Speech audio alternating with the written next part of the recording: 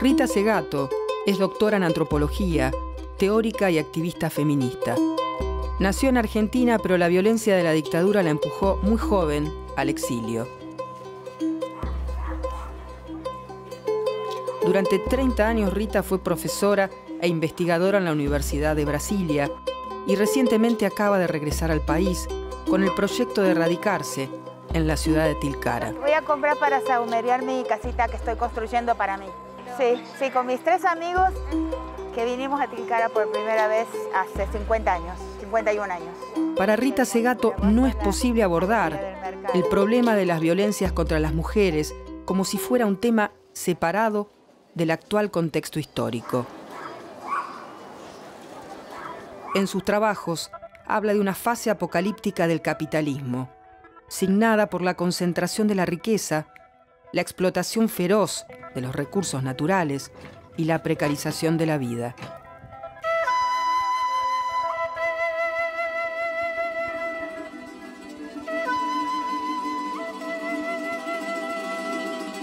Luego de su trabajo sobre los femicidios en Ciudad Juárez, México, Rita no ha parado de viajar.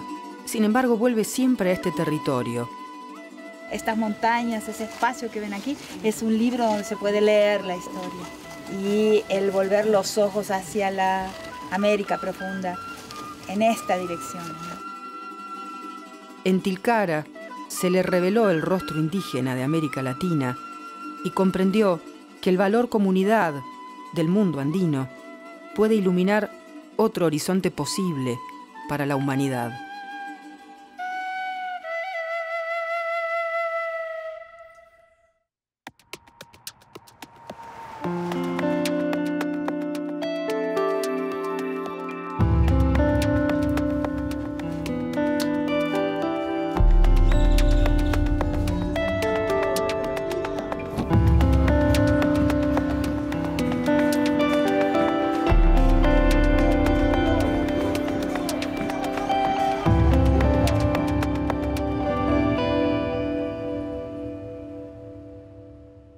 Cuando miras para atrás y pensás tu propia biografía, ¿no?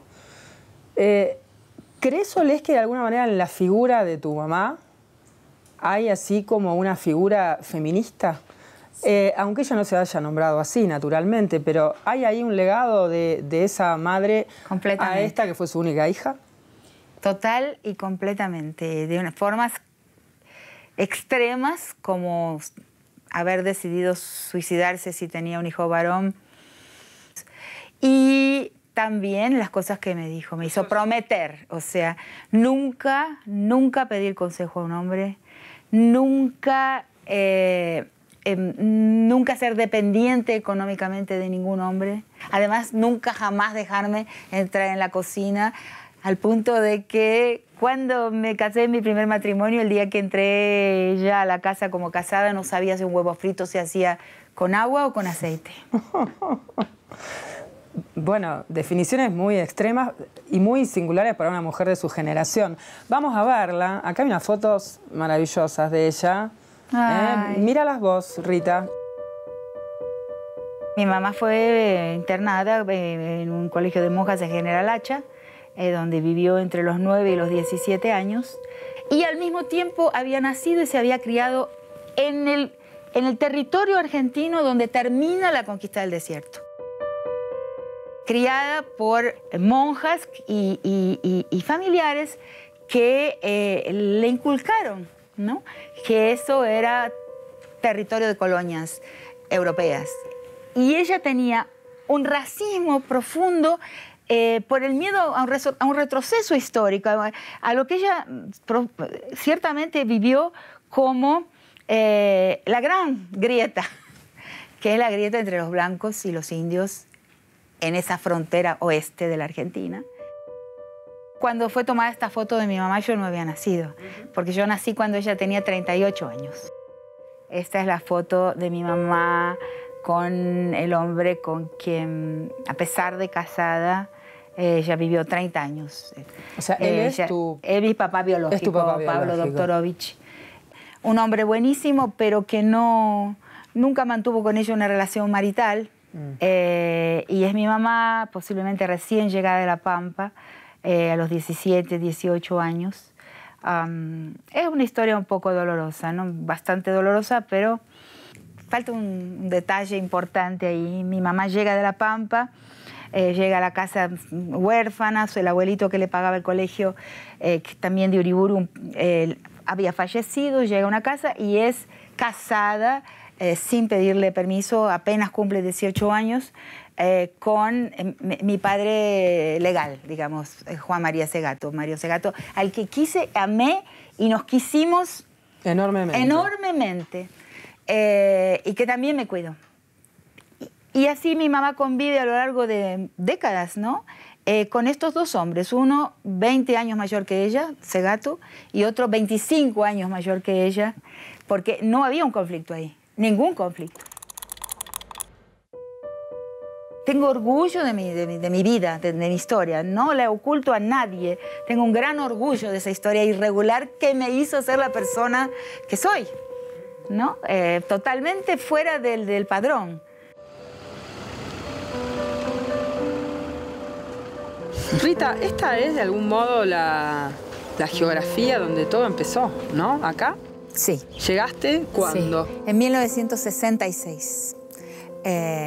Una niña, ahora me doy cuenta que era tan chica, con 14 años, porteña, ¿no? De un mundo que miraba hacia Europa, ¿no? Primero como una nena, ¿no? Una estudiante del segundo año del secundario. Tomé un extraño tipo de decisión, ¿no? Que no es una decisión enteramente racional. Es una decisión existencial, de contacto, de raíz, de búsqueda, de curiosidad, de deseo. Mi deseo se puso aquí y nunca salió de acá.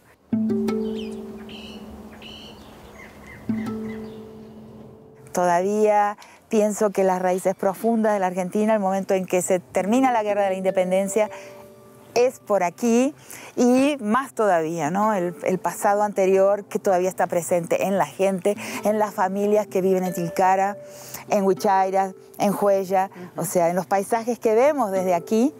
Es para aquí que yo quería venir, en esta dirección, ¿no? Una dirección no es solamente geográfica, es histórica, es existencial, es ideológica. Mi norte cambió de dirección, ¿eh? Salió de París y vino hacia acá, vino hacia Tilcara, vino hacia La Paz, vino hacia el Cusco, ¿no? Hacia el Perú, y vino hacia la América profunda, ¿no? Que es una expresión que se popularizó mucho con un antropólogo mexicano, ¿no? Bonfil Batalla, pero el primero que formula esa idea de la Argentina profunda es alguien que también tuvo la misma experiencia de conversión ideológica, vamos a decir. Así que fue Kusch. Él habló de la Argentina profunda. Y él dijo, la Argentina profunda es Bolivia. Y esto aquí, en este espacio, la frontera política entre Argentina y los países andinos se torna totalmente arbitraria, totalmente indebida.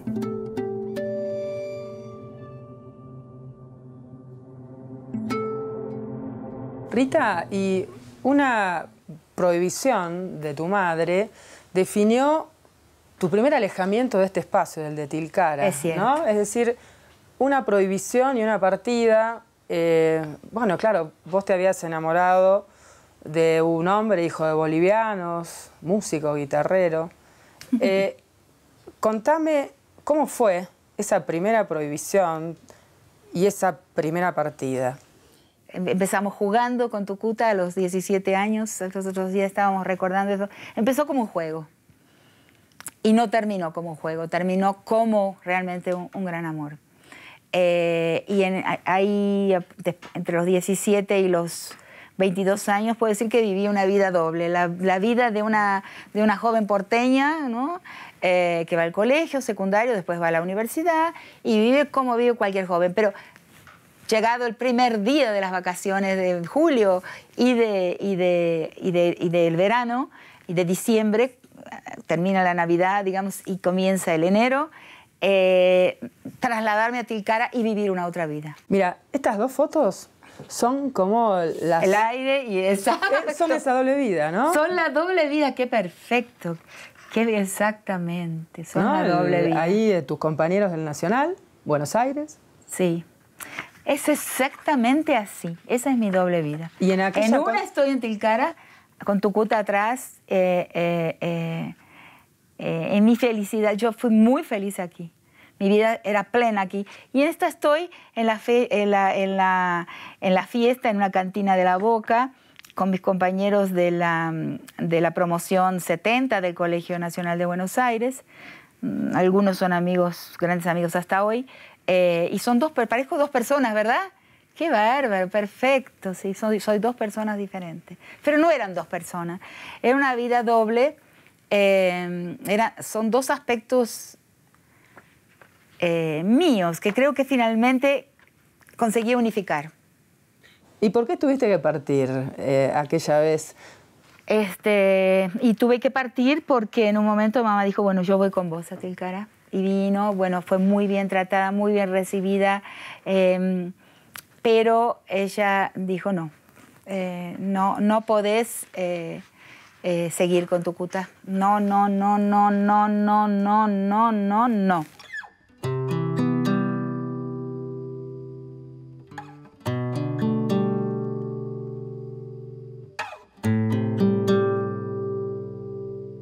Y ahí vino esa prohibición y aceptaste y partiste de Tilcara, fue tu primera... Bueno, ahí entonces yo empiezo a enfermarme porque me doy cuenta que he perdido a Tucuta. También comprendo que lo quería con todo mi corazón, que lo quería profundamente y que con él había aprendido un montón de cosas que hasta hoy son importantes para mí. Entonces con mi mamá volvemos a Tilcara cuando ya estábamos separados. Y yo ya me iba, yo ya sabía que me iba a Venezuela en marzo del 75. Entonces en el carnaval del 75, febrero del 75, volví a Tilcara y me enfermé. Pero me enfermé muy mal. Y entonces mi mamá se arrepintió profundamente de lo que había hecho. Y me regaló estos aritos que tengo hoy puestos de Guabrú. Los compró y me los puse, nunca los uso. Qué raro, ¿no? ¿Será que la estamos invocando? Sí, yo creo que sí. Y que estamos invocando estas historias. Creo que sí.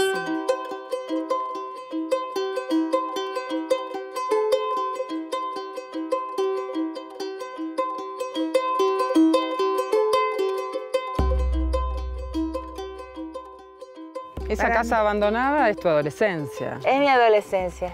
Entonces subíamos por la escalera en la madrugada, varios chicos juntos, un grupo de porteños y un grupo de tilcareños, pero de la misma edad, edades muy próximas. Subíamos y... Eso era un refugio. Y ahí cantábamos toda la noche, y conversábamos y no sé, mirábamos a la inmensidad. Lo que da una línea, un eje de continuidad, una línea de continuidad a mi pensamiento es una fidelidad, un reencuentro constante con lo que encontré aquí. ¿No? Y aquí volvés. Claro, porque aquí esto fue una fuente, digamos, de inspiración y de preguntas, que no existían esas preguntas en el lado de allá. Estaba todo resuelto, ¿no? La justicia era de esta forma, el Estado era de esta forma, el bien era así, las personas buenas, la ciudadanía, no sé qué. Estaba todo ya de manual y no salía bien. Las cosas no estaban bien y no están bien hasta hoy. ¿En qué sentidos decís que estudiaste antropología para explicarte tu propia biografía? Claro, estudié antropología porque buscaba las claves buscaba las claves de lo que me había apegado a este lugar de esta forma. Desde mi primera visita, desde los 14 años, ¿qué buscaba yo aquí?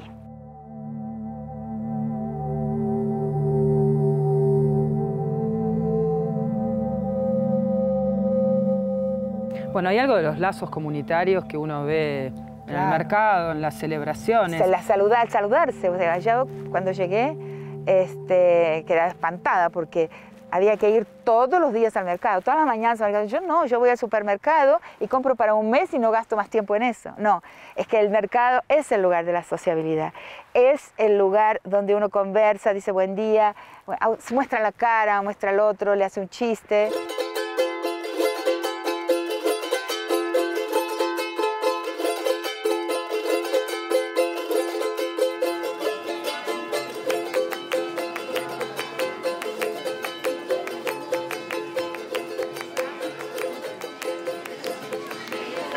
Este al horno, entonces con maní al horno. ¿Me das un mezcla? Hay determinados escenarios, ¿no?, que te interesan, especialmente has escrito sobre ellos. El mercado es uno de ellos. El mercado antes y ahora, ¿no?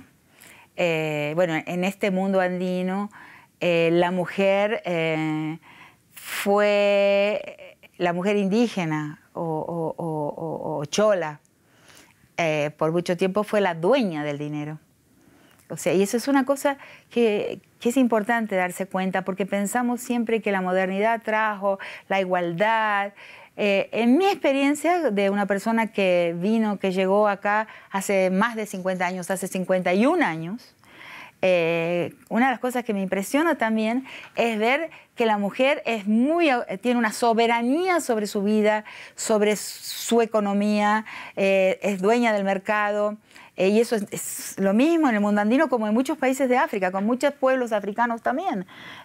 Y hoy en día hay una caída, hay una abrupta caída de la posición y de la soberanía sobre su propia vida de las mujeres. Y yo veo que la mujer antes tenía mucho más poder, mucho más autoridad, mucho más prestigio social y mucho más soberanía sobre su cuerpo y sobre el dinero, o sea, sobre las bases materiales de la existencia que hoy. Hoy eso se ve en el mercado. Todavía en el mercado vemos que es un mundo femenino. Estás hablando de las mujeres indígenas. Sí, sí, sí. Las mujeres de acá, o sea, por mucho tiempo no les llamamos mujeres indígenas. Pero es un mundo indígena. La gente acá es indígena.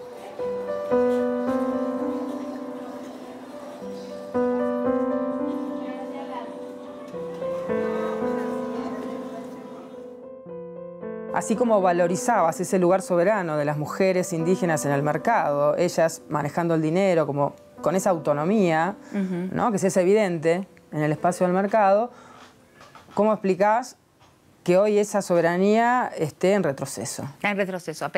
Por eso la modernidad saca de la manga los remedios, los antídotos para los males que ya introdujo, que ya ha introducido. ¿Cómo es eso? La ley.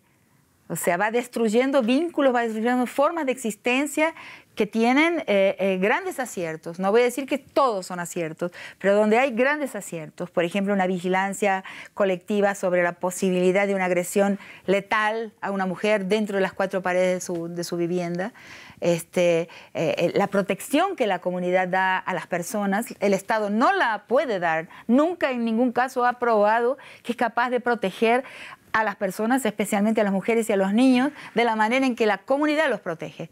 Y de la manera en que en el mundo aldea. Lo veo en lo que llamo el mundo aldea. Y en Tilcara también, en Huella uno ve, ¿no? Es la comunidad la que custodia. Si le pasa algo a una mujer, las mujeres tienen redes. Aún dentro de conflictos se unen y hay un blindaje ahí del mundo femenino. O sea, porque hay el mundo de las mujeres y el mundo de los hombres. Acá queda eso, queda y se presentifica, por ejemplo, en el jueves de comadre, que precede al carnaval, y es un momento en que las mujeres de la familia, atravesando antipatías, a veces algunos conflictos, lo que sea, pero se unen y son las mujeres. Entonces, eso permanece acá. Eso es completamente indígena.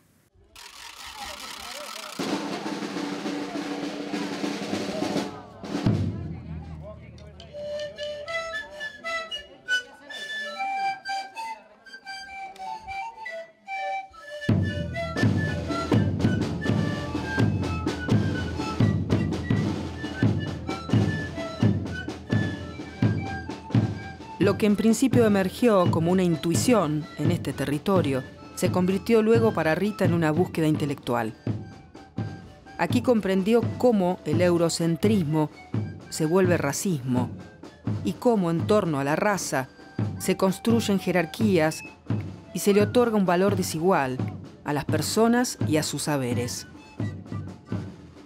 Los conceptos de raza y colonialidad le permitieron pensar de otra forma la realidad latinoamericana y volver la mirada una y otra vez sobre lo comunitario indígena, sobre formas de existencia que no se orientan por las pautas del cálculo costo-beneficio.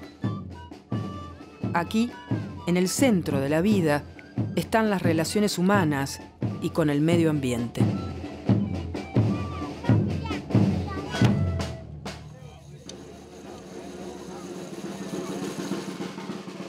Lo primero que la colonialidad nos roba es el espejo y la memoria. O sea, lo que hicieron, siempre digo y lo voy a repetir acá, que nosotros somos un continente de desertores, donde las mayorías han desertado, las grandes mayorías han desertado de sus pueblos y se han dicho blancos. Y han puesto el retrato de sus bisabuelos y tatarabuelos boca abajo en el último cajón de la cómoda cuando no los han quemado. Y ahora, entonces los linajes no blancos en las familias latinoamericanas han sido censurados, o sea, su memoria ha sido censurada.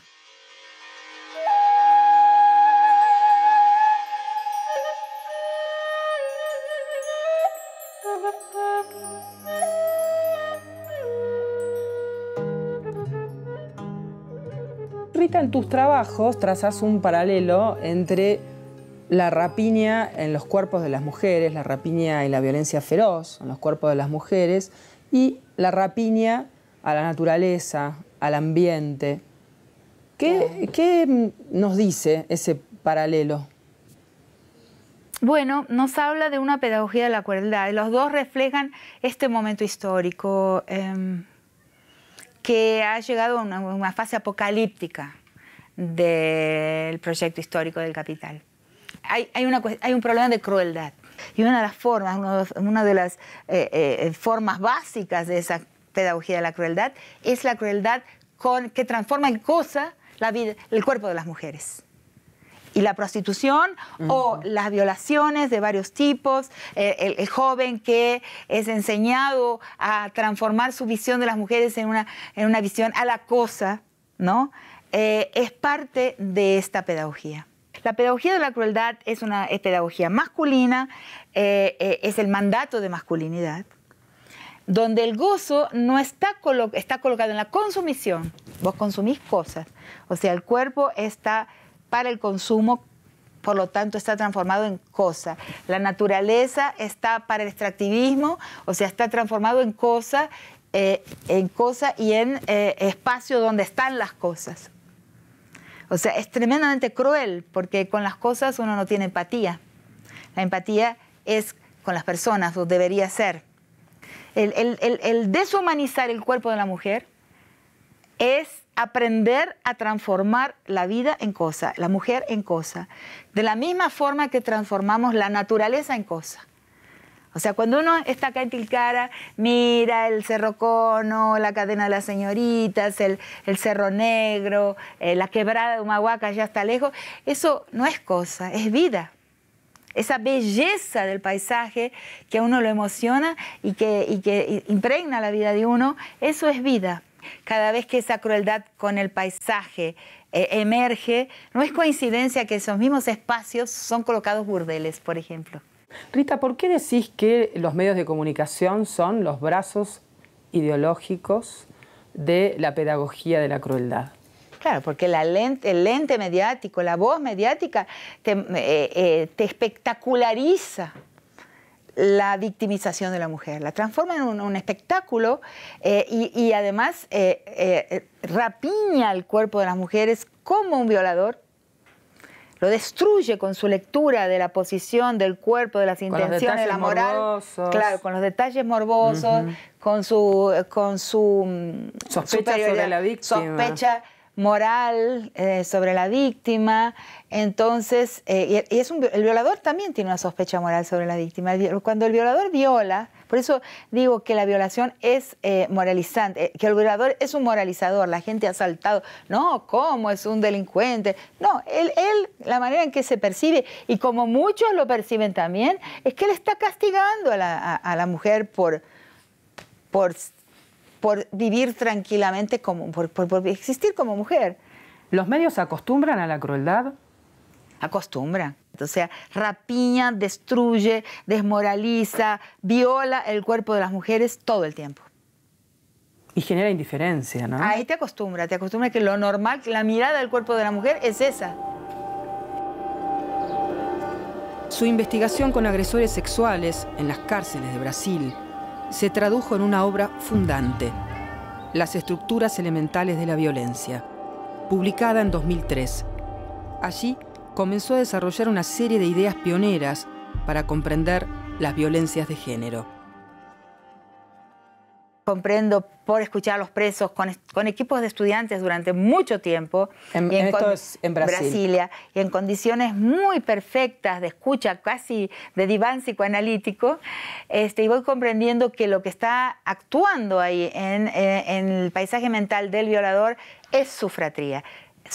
Es el mandato, o sea, es su relación con otros hombres, ¿no? A los cuales él está dando un examen, mostrando algo. Es una manera de enunciar algo, es un crimen enunciativo. Porque la violación de los propios presos, te dice, no tenía una necesidad sexual. No es porque salía a la calle y no veía una mujer y me moría por penetrar a una mujer. No es ese el relato. Esa es la imaginación de sentido común y que los medios y las autoridades propagan. El preso te dice, no, si yo tenía mujer, novias, iba al burdel con los amigos. No es. Entonces, no entiendo. ¿Por qué no es de orden sexual? La libido no está puesta en una señorita. ¿Y entonces ahí qué se juega? La mirada de los otros varones. El de los otros varones. O sea, él es exhibicionista, es espectacular. La fratria masculina es una corporación cuya libido, cuyo valor máximo y cuyo placer máximo y cuyo gozo es formar parte de esa fratría. O sea, ser un miembro corporativo. Entonces se consumen esos cuerpos, se consume la naturaleza para poder decirse miembro de una fratría. Es como el gato, cuando el gato caza un pajarito o un ratón y te lo trae a los pies del amo. O sea, por eso, inclusive una cosa que quisiera agregar, que es algo muy nuevo y que no está escrito, por eso yo pienso que la violencia de género comienza entre los hombres, en la jerarquía masculina y en la obligación de algunos hombres darles muestras a otros hombres de su masculinidad, de que pertenecen a la cofradía. Entonces, la primera forma de la violencia de género es intragénero, entre los hombres, pero por la estructura extremadamente jerárquica y corporativa que tiene la masculinidad. Y creo que fue un gran descubrimiento para mí. En este momento creo que esto es algo que comprendí, que nos puede ayudar mucho con estrategias nuevas para desatar ese ovillo, esa terrible trampa en la que estamos metidos, ¿no? Hombres y mujeres. Bueno, hoy son tanta infelicidad. Son muchos, ¿no? Los varones que están interpelando, sí, son cada vez esa más configuración de la masculinidad, sí, ¿no? Me doy cuenta porque recibo cartas, muchísimas cartas, que antes ni se me hubiera ocurrido, de varones agradeciendo o pidiéndome que vaya a un lugar. Los otros días, cuando estaba en la mesa de cierre del Congreso de Historia para las Mujeres, un hombre pasó por la mesa al final, cuando terminamos, lloroso y con los ojos en lágrimas, y me entregó una carta. Y la carta es muy difícil para mí ver qué puedo, no qué puedo hacer por esa persona, sino qué puedo hacer con relación a ciertos errores que cometemos.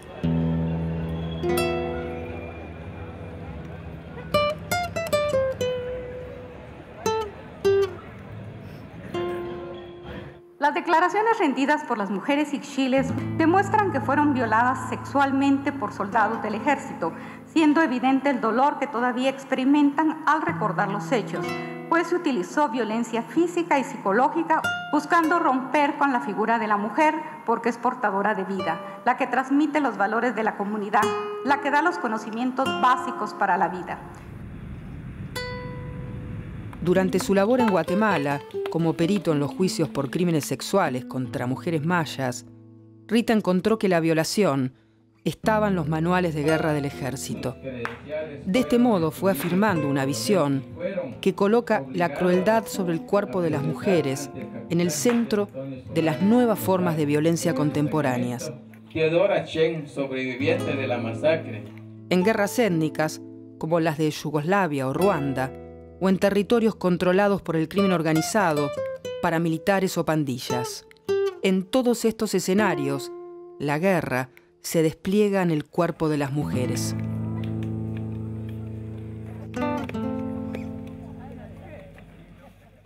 Vos insistís cada vez que podés en la necesidad de poner en contexto las violencias contra las mujeres, ¿no? E incluso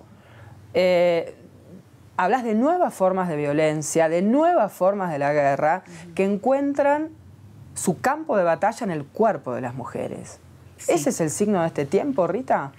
Infelizmente, a menos que seamos capaces de pararlo, de frenar ese espíritu de la época, sí, es. Lo que domina hoy en las escenas bélicas no son los conflictos entre estados, sino faccionales, donde entran en acción estas corporaciones armadas y donde la guerra se ha feminizado. Porque la guerra que se hace contra el enemigo en el cuerpo de sus mujeres es absoluta, es como estudiar dónde se pone una bomba para hacer la implosión de un edificio. Por eso decís el cuerpo de las mujeres como campo de batalla. Exacto. Entonces, si antiguamente las guerras tribales, hasta la Segunda Guerra Mundial, podemos hablar de la anexión del cuerpo de las mujeres, o sea, anexando el territorio conquistado, también se anexa el cuerpo de sus mujeres como territorio y se las viola, los ejércitos violan, toman concubinas, esclavas sexuales, pero es una anexión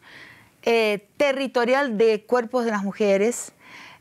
Hoy hay algo que para mí es una discontinuidad en la historia de la guerra y algunas autoras, juezas sobre todo, que han participado de las cortes ad hoc para Ruanda o para la ex Yugoslavia y que han dado noticia de que algo raro sucede porque hay formas de crueldad aplicadas al cuerpo de las mujeres que son de distinto orden porque son la destrucción del cuerpo por medios sexuales. Entonces, ahí hay otra cosa, es la sexualidad como arma de guerra, o sea, como destrucción de la moral o del edificio social del enemigo, mediante este sujeto femenino que es el sujeto del arraigo, el sujeto que anuda los lazos comunitarios. Cuando se destruye ese cuerpo con crueldad es como que si la comunidad se rasga, o sea, entran ahí fuerzas destructivas, son colocadas en su interior. Yo eso lo vi claramente en Guatemala y hace parte de mi peritaje, donde es en la mujer que se destruye la cohesión de la corporación enemiga, la cohesión del barrio enemigo, la cohesión del pueblo enemigo. Es en el cuerpo de la mujer que se destruye lo que simboliza el arraigo comunitario.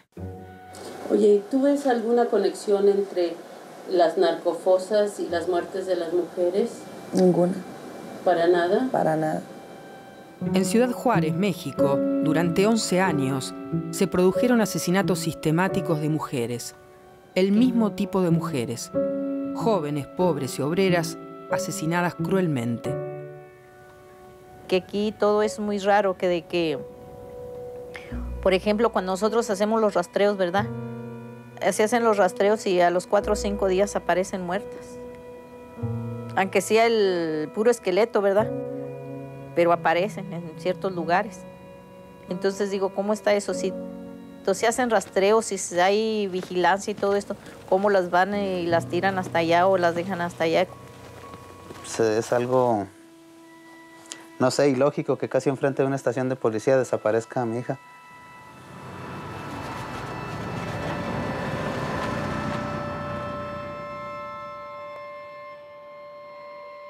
Convocada por organizaciones feministas, Rita viajó a Ciudad Juárez para intentar comprender la lógica de estos crímenes que con total impunidad se producían en este espacio de frontera con los Estados Unidos. Entonces, Ciudad ¿y por Juárez. qué crímenes del poder? ¿Cuáles eran las lógicas que encontraste en esos asesinatos? Empiezo a tener esa comprensión a partir de Ciudad Juárez. Primero, conseguir que la gente entendiera lo que es difícil hasta hoy, que no son crímenes de carácter íntimo. Que no son crímenes de odio, como a otros les gusta nombrar. Exacto. No, son crímenes que pasan un mensaje, o sea, que enuncian algo, que es una forma de decir algo. No podemos saber, pero una forma de decir algo a la comunidad, a la localidad y hasta al Estado inclusive, que es decirles nosotros tenemos la capacidad de desaparecer una mujer y de colectivamente destruir su cuerpo. Y entonces ahí yo produzco, porque el poder no puede ser observado, ¿no? Es imposible. El primer predicado del poder, la primera característica del poder son los pactos secretos, es el secreto. No se puede mirar así, ¿no? Como puedo mirar a veces a una comunidad marginal de pobres o una comunidad indígena, que puede el antropólogo llegar y mirarlo desde arriba en una relación que es asimétrica. Al poder no se lo puede observar, solo conoces el poder por epifenómenos, datos esparsos, o sea, fenómenos que tenés noticia, los pones todos juntos y vas armando un rompecabezas. También un trabajo como de detective.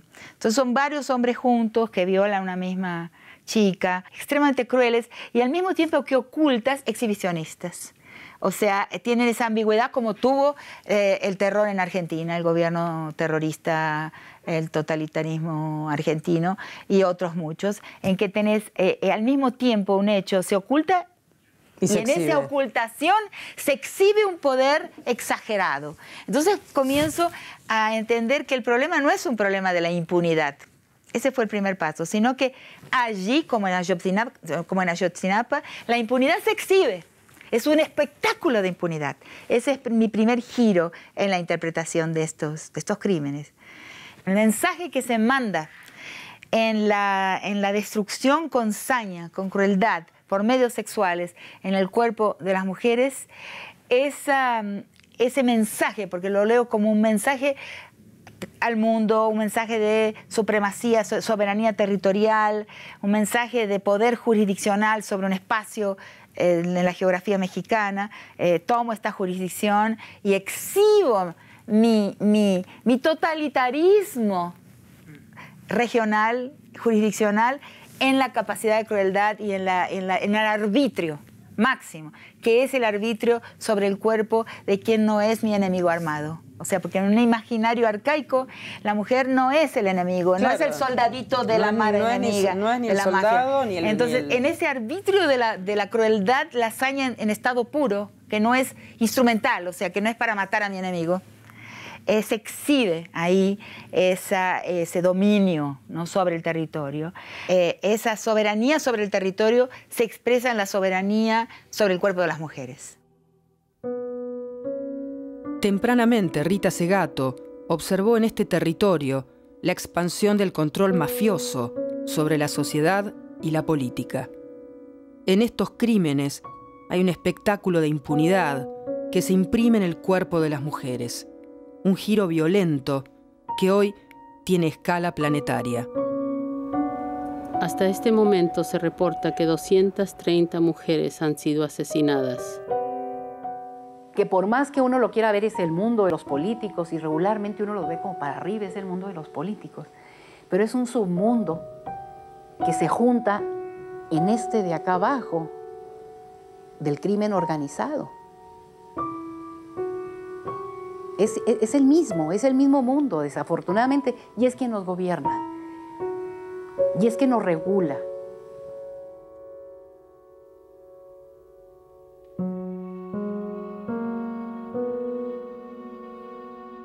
Y entonces no estamos en una época muy terrible, en una época que llamo una época donde hablar de desigualdad ya no captura la realidad del momento. Como hablábamos en los años 60, 70, que el problema era de desigualdad. Estamos en un tiempo de dueñidad. La estructura económica es una estructura de dueños por varias razones, por la extraordinaria concentración de la riqueza, ¿no? Basta entrar en la página de Oxfam.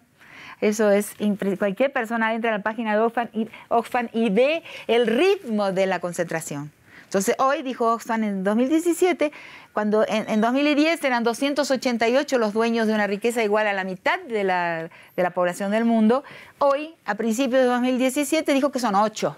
Entonces, en ese ritmo es lo que es alucinante, porque de aquí a poco habrá un dueño del mundo. Entonces, eso es dueñidad. Entonces... y en contrapartida... la dueñidad significa que hay señores de la vida y de la muerte, que tienen capacidad de arbitrio, frente a cuyo poder de compra es imposible que una institución pueda colocar un límite al poder de compra de tal grado de concentración. Y hoy son los mismos grandes empresarios, Trump, que son los políticos.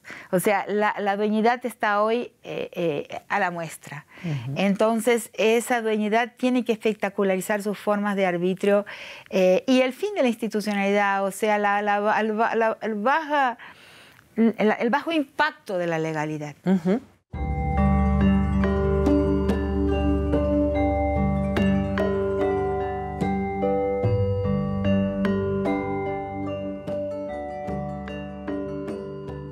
Contame estas dos fotos, Rita. Ah, sí. Bueno, después de Brasilia, pues Brasilia fue en realidad, claro, vine desde Venezuela. De Venezuela fui a Brasilia y después volví a Venezuela y después me fui a estudiar mi maestría y mi doctorado a Irlanda. Y aquí entonces me embarazo de mi primer hijo, Ernesto. Y están los gatos, ¿no? Que nació allá, que nació en Belfast, que nació en Irlanda. Digo, no le vamos a quitar protagonismo porque... No, este gato se llamaba Aleli. Amores. Amores. También. Los gatos también acompañan toda mi vida, sí.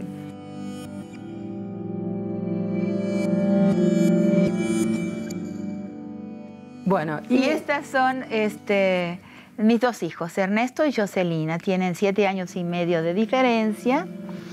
Y yo estaba haciendo la valija para viajar y se deben haber dado cuenta de que si se metían adentro de la valija, o yo no viajaba o ellos iban conmigo, ¿no? Entonces encontraron ahí un momento de alianza antimaterna, ¿no? Contra los planes de su mamá de irse de viaje. ¿Tus dos hijos que tienen ahora qué edades? 35 y 28. Y 28 años. Sí.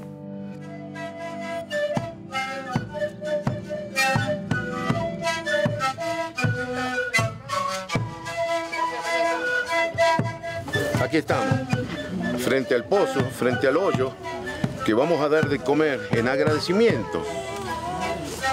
No en petición, en agradecimiento. ¿Por qué en agradecimiento? ¿De qué?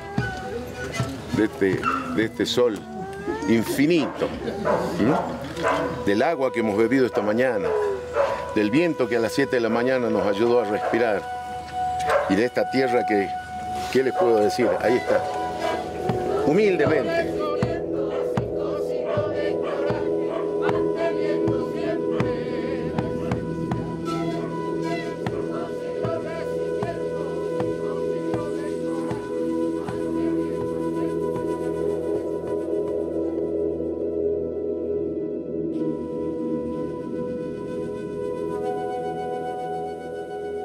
Rita, ese gato nunca se fue. Dejó profunda huella ya hace 40 y pico de años, no sé cuánto. El trabajo que hice con la música fue justamente el sonido, la memoria sonora de esta quebrada de Humahuaca, de esta parte de los Andes, y encontrarme con ella, que también viene trayendo toda esta historia complementamos exactamente, ¿no? Lo que queremos. Y buscamos, no solamente nos complementamos, sino que buscamos la huella para reflejar esto que nuestros pueblos siempre están buscando, siempre están equilibrando, siempre están viendo, que es el summa causai o el summa camaña, ¿no? el camino del buen vivir.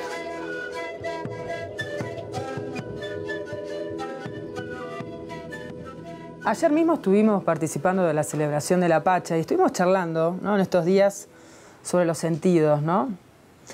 Vos, para la mirada de esta comunidad, sos una gringa, ¿no? Sí. Aunque pertenecés, aunque tenés esta historia, ¿cómo te apropiaste? ¿Cómo te fuiste apropiando vos de ese valor tan profundo que tiene la celebración de la Pacha para la vida?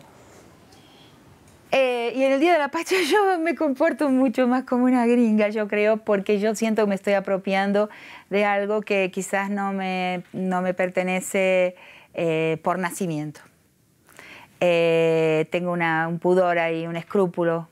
Entonces hay varias formas de participación en un proyecto que a uno le parece un proyecto interesante, un proyecto histórico, no un proyecto individual, un proyecto histórico, el proyecto de continuar como pueblo, el proyecto de continuar en el arraigo, el proyecto de continuar en una relación con el cosmos, en fin, que es donde materia y espíritu no están separados, ese cosmos que es el cosmos de acá, que es una materialidad espiritualizada y un espíritu materializado. Me parece un proyecto mucho más interesante que el proyecto de la colonial modernidad guión capitalismo. Entonces, yo no nací acá, aunque nací en este país, donde, como dije, el mundo indígena está debajo de un muy, muy fino epitelio, y este país me habita en varias regiones, este continente me habita, veo cómo me habita, lo veo cuando voy a París, o si voy a dar una conferencia a cualquier país europeo, mismo inclusive España, o a los Estados Unidos, o sea, todos somos Fanon, ¿no? Llegamos allá, aquí juego en el equipo de los blancos, allá juego en el equipo de los no blancos. De los sudacas. De los sudacas, exacto. No, ninguno de nosotros es blanco cuando llega a París, todos somos Fanon. Entonces, ¿cuál es mi papel? ¿Cuál es el papel del intelectual y cómo consigo explicar mi papel acá? Bueno, producir retóricas de valor. O sea, aquel que trabaja con la palabra, yo me considero una trabajadora de la palabra, su papel es dar, formular y ofrecer a la gente retóricas para que pueda defender, palabras, vocabulario, para que pueda defender y otorgar valor a lo que no tiene retórica de valor. Porque el mundo europeo, el mundo del desarrollo, del productivismo, del capital, tiene retóricas de valor, pero sobreabundantes. Abundantes y poderosas. Porque quiere decir, no te desarrolles, o no ahorres, o no produzcas. Es una herejía. Aunque pensamos que es así. Pero entonces nuestro trabajo, ya que esas son tan poderosas, es, por ejemplo, construir retóricas de valor para la vincularidad, para las formas de vincularidad, de amistad entre las personas, de colaboración, de reciprocidad, de vínculo entre los miembros de las comunidades por este lado de acá. Entonces yo opongo el proyecto histórico de los vínculos, que nos hace a veces gastar en el vínculo. La fiesta es eso, es un gasto en el vínculo. Y decir que esto tiene ventajas para la vida que invertir en las cosas no lo tiene.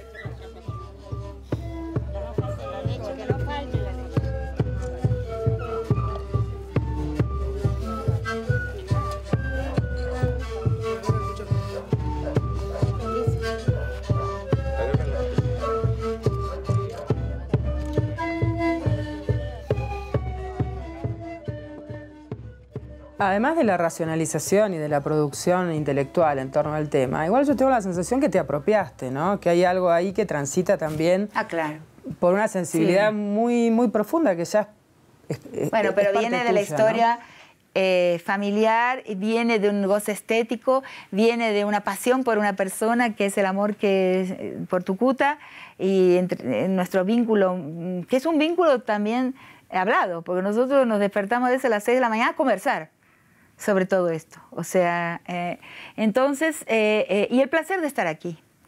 Yo siento inmenso placer cada día en habitar este paisaje.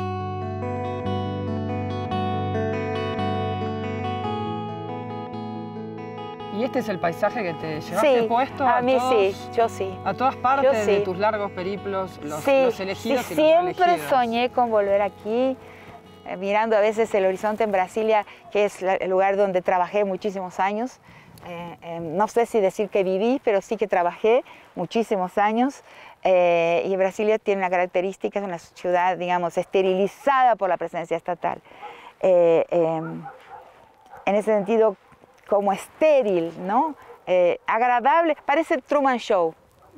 Un gran escenario. Es un gran escenario. Por eso a partir de Brasilia sé distinguir muy bien los lugares que son un escenario, que se han convertido en un escenario, y que son los lugares que son realmente. ¿Y qué pensabas cuando mirabas por esa ventana? Miraba y pensaba, ¿cómo hago para encontrar el camino de vuelta a mi lugar, al lugar? ¿Cómo hago para encontrar el camino de retorno? Y lo pensé y lo decía tantas veces, en voz alta a veces inclusive, y un día muy rápidamente, la vida me depositó aquí, de nuevo. Increíble, es milagroso. Es como el saber desear, o sea, hay un pasaje muy lindo de un libro de Hermann Hesse, que es el del libro Siddhartha, que dice que cuando uno sabe desear es como uno tirar una piedra al río, sola se deposita en el lecho, sola llega al lecho. El deseo tiene como solo eso explica que en muy poco tiempo la vida me depositó aquí, donde yo quería estar. Estoy muy contenta con eso, solo que es complicado llegar a destino. No es algo tan simple, ¿no? Si uno todo el tiempo estuvo soñando con un destino y de repente llegó a destino, es difícil de procesar, porque los sueños son muy importantes para vivir.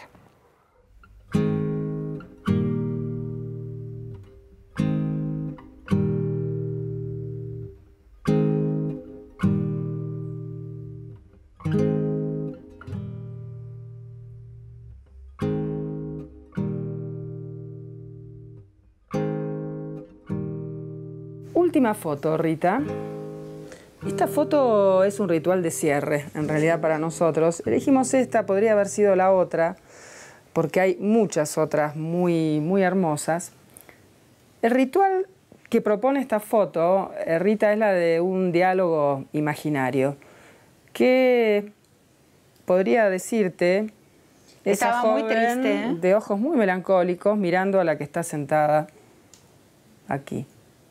Sí, estaba muy triste, porque claro, eso debe ser 1976 o 1979, de entre 1975 y 1979, en algún momento, épocas muy, muy tristes. Vivía en Venezuela yo, yo tengo un ojo alegre y un ojo triste.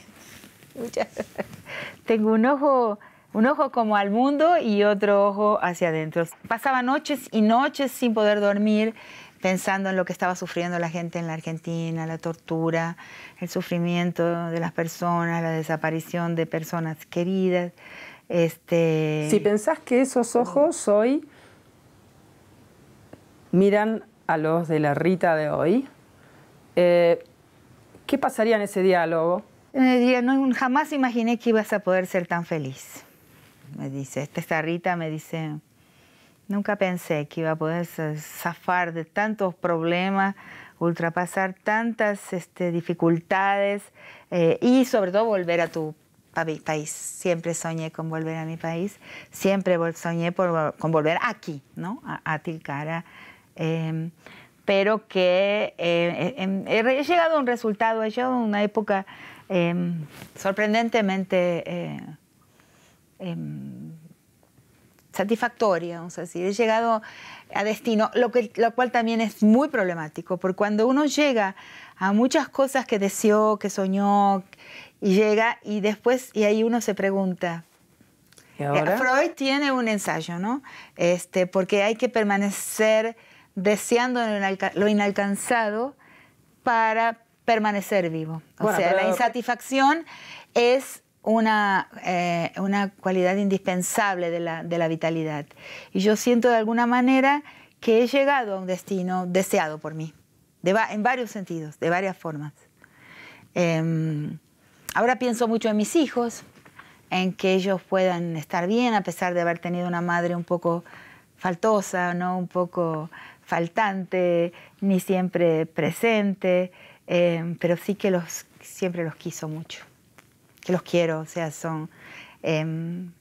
esta persona que está acá es una persona capaz de querer, con corazón, y yo soy una persona básicamente con corazón. Bueno, habrá que renovar el deseo, o como a vos te gusta decir, ¿no? La única utopía es que la historia es indomable, ¿no? Sí. Y si la historia es indomable, hay que hacerla, ¿no? ¡Qué lectora! Y hacerla desde acá, ¿no? Sí, exacto. Y hacerla desde acá. La única utopía viva es la indecidibilidad, el carácter incontrolable de la historia. Ni por aquel país que solo tiene un poder de muerte mayor que todos los otros países juntos, ni ese país puede o no pudo jamás controlar la historia. Y si no aprendemos de la historia, ¿para qué nos sirve estudiar historia? Claro que sí. Gracias, Rita No, Segato, por el fueguito del corazón de estos días. Yo soy que te... Por este fueguito que nos aguanto, mirá. Sí, aguanto. hasta el final. Aguanto, ahí está. Muchas gracias. Que te agradezco. Muchas gracias, Qué una alegría lindo. enorme. Para mí también, para mí más. Sí. Teníamos un compañero en segundo del Colegio Nacional de Buenos Aires que era muy imaginativo y le propuso a 8 personas que viniéramos a Tilcara.